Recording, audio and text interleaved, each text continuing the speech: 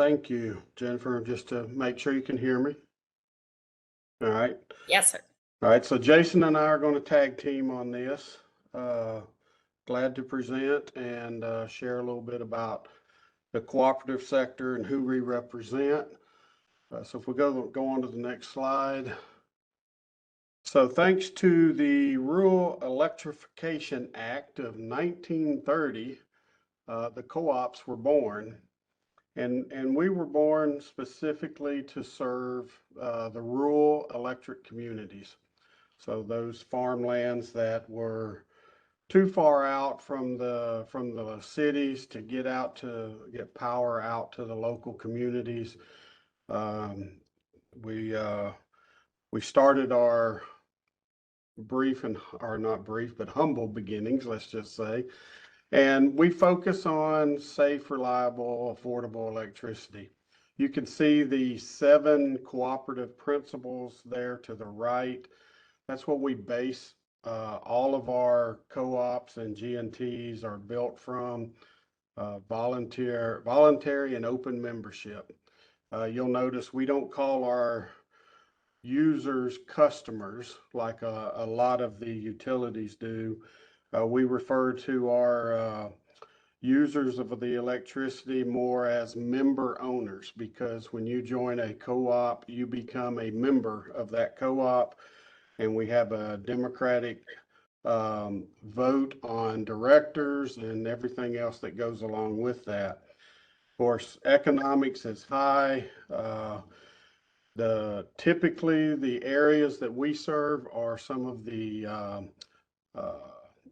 most poverty-ridden counties in the country.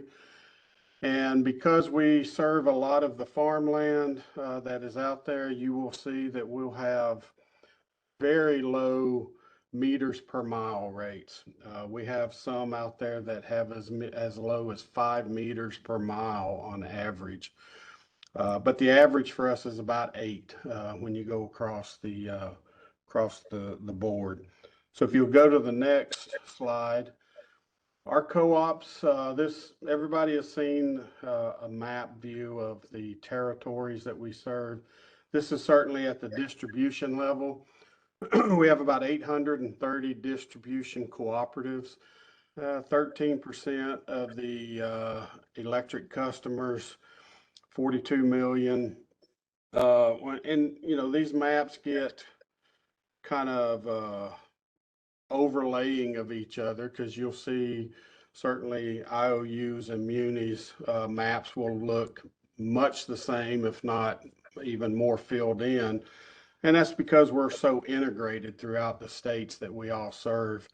But this is the map as our distribution customers, our distribution co-ops serve. And you can see there the average on that bottom bullet, about 8 customers per mile of line. And I think the average as you go out there is close to 32. So next slide. The first slide was our generation, 820 distribution co-ops. And because we are separate entities, we refer to the bulk level supplying entities as GNTs. You all know that, generation and transmission providers. We are typically all owned by the distribution cooperatives that you saw from those 830. They own 60 GNTs. And this is how we are laid out to serve those distribution co-ops throughout the nation. Most of our, as you see there, electric cooperatives, 8 and 10, are member owners of those GNTs. We may have a few that are out there that buy directly from IOUs or other entities that are out there. And from a miles of transmission, you can see the numbers there that are down at the bottom. This group of GNTs, we all get together twice a year, the CEOs of these GNTs, and Jason will talk a little bit about the structure that we have in place. From that CEO structure, we also have other committees that work together as GNT members to try to come together and share one voice as we work with NRECA. Should have started off with them. As a cooperative sector, NRECA is our liaison and our trade organization that helps to gather all of our information and coordinate on every topic that certainly goes to Washington, D.C., but also as we coordinate for NERC. Within each state, we all have a similar type of trade that does state politics. So we can move forward to the next slide. One of the things that we are certainly proud of is our fuel mix that we use to serve our generation. And you can see there a very, what I would call a very balanced set of mix. Certainly coal down at the bottom.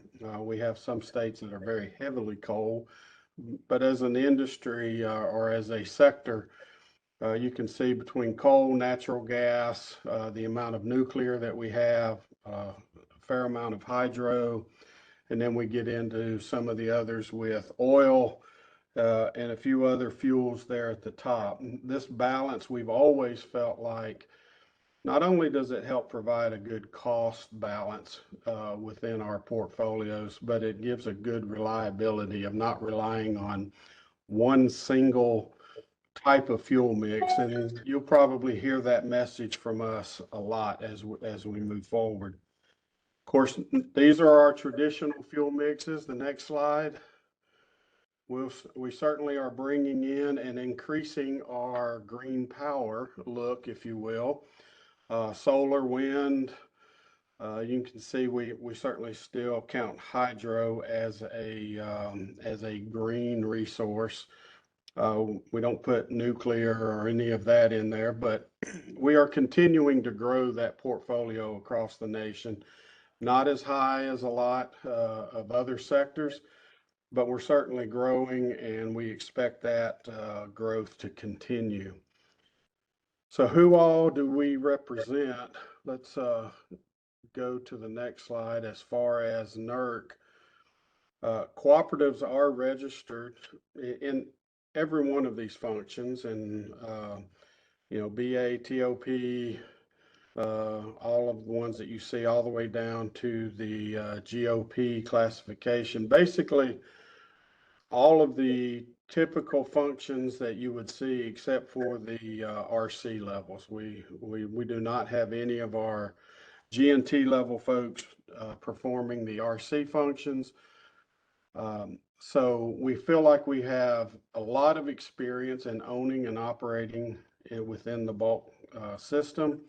We try to provide input. We are very cost conscious, controlled, but we are also very reliable, focused as we bring in new standards, as we bring in new processes to meet. We tend to get tried and true and then move probably a little slower, but that's because being out in that rural entities, we want to make sure that the reliability is as high as we can get for it.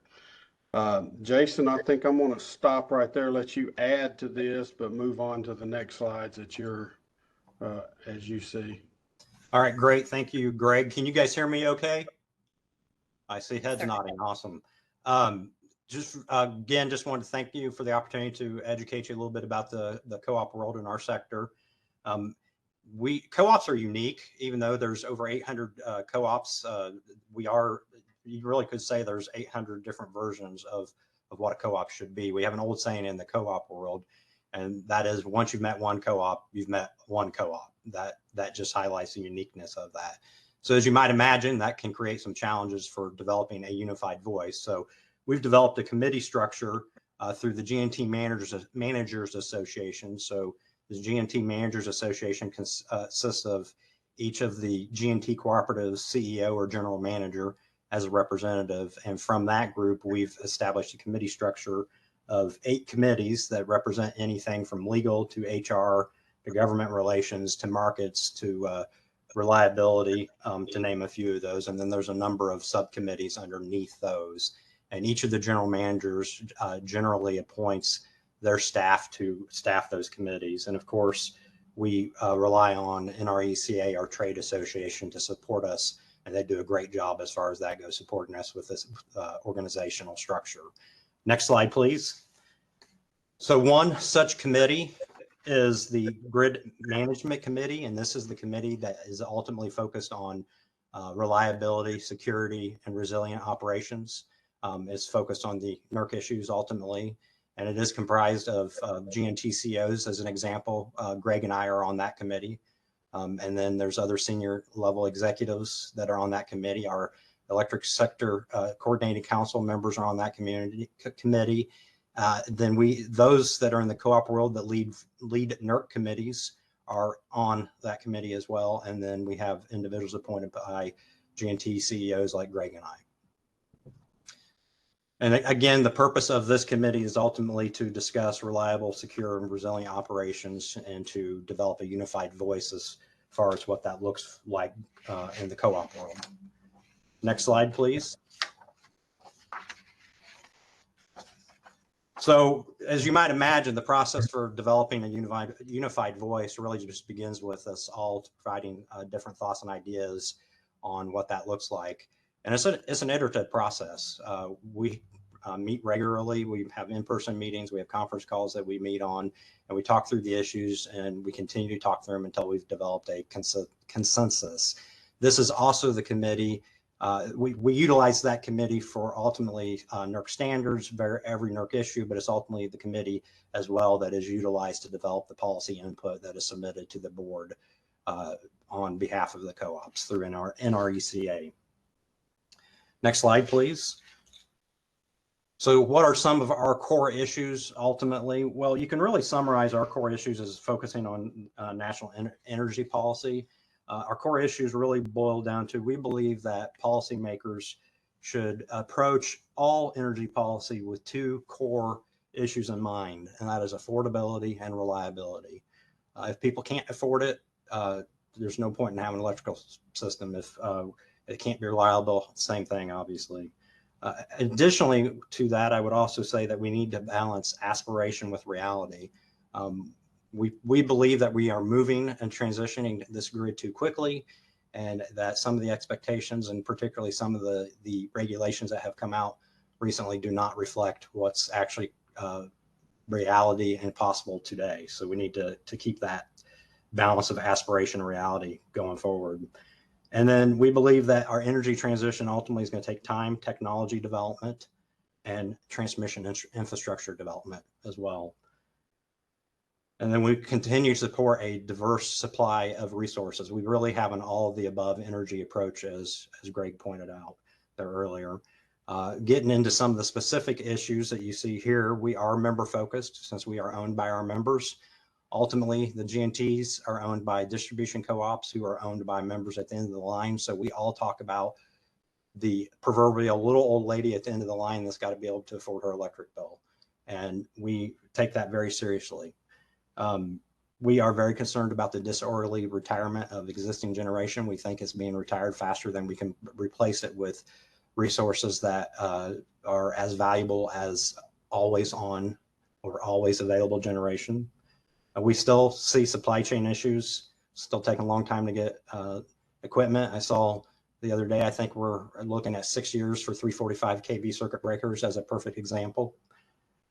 Permitting challenges are outdated, quite frankly. The whole permitting process is outdated as an impediment to developing transmission in particular. We mentioned it's an impediment to developing the new generation that we need as well going forward as we continue to electrify our economy and we see reshoring of manufacturing. The regulatory burdens are continuing to grow and quite frankly, in some cases, not reflecting reality, particularly around environmental. And we need to do what we can to reduce those regulatory burdens so that we can actually make sure we have enough generation supply to meet our load. And then again, I will just reemphasize the importance of fuel diversity. I would say you could summarize this all with, at the end of the day, co-ops are pro-reliability and pro-affordability. That is our primary goals. And with that, Greg, unless you have anything else to add, I think that's our presentation.